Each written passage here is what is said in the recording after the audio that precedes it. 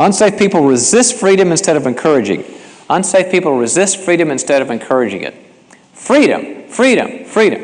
If I was going to give anybody 4 things, and there's always 4 things, about a good relationship, you know what they'd be? It'd be God, love, responsibility, and freedom.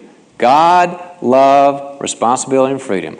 God is the source of everything, gives you what you need to have a relationship. Love is the fuel. We all need love because it fills us up, makes us safe. Responsibility because everybody's got to, do their task in the relationship. And freedom is often the missing link. Freedom.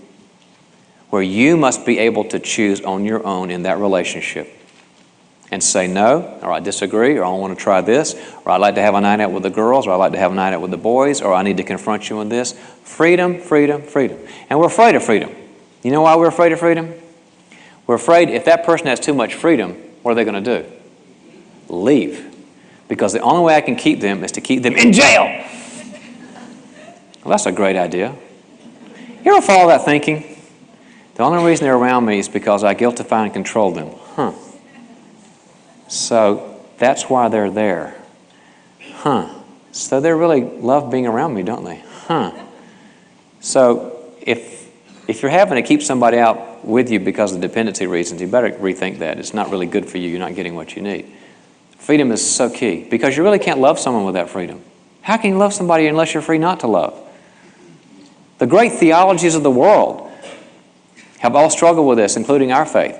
How can you have evil in the world and a God who loves us? Well, one way to understand that is He gave people freedom. Some people use that freedom to drive a Mack truck over somebody else's life. And they did. And that's the price tag for love. You cannot be free to love God and not, I said that wrong. You cannot not be free to love God because God wants you to be free to walk away from it, or otherwise it doesn't mean anything. So a safe person is the kind of person where everything's great as long as you agree. But when you start saying, I don't want to do this, or we're different, because the closer you get to somebody, the more you get to know them, differences come out, and they resist the differences, and sometimes they'll withdraw, or get mad, or have a pouting attack, or argue. See what they do with freedom. Because it takes a lot of humility to say, you can choose totally against me, that's fine. But safe people will do that.